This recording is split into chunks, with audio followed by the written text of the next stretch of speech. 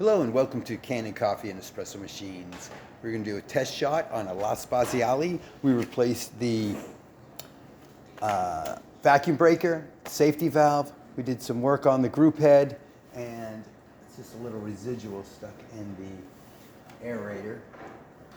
This machine came in with the back flush, so I'm not going to do a shot, but I'm just going to show how it works here. Got a little pre-infusion. Let me check that's off. Oh, there we go. Excuse me. Let's try this one.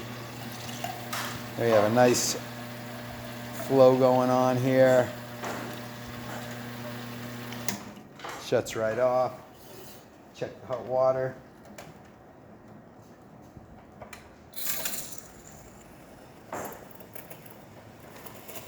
And a nice flow. Shuts right off. Ask for water. Check the steam. Nice dry steam. Shuts right off. It's holding its pressure. Thank you very much for repairing with Kanen Coffee and Espresso Machines. Please like this video, and for more videos like this, please like and subscribe to our page. Thank you.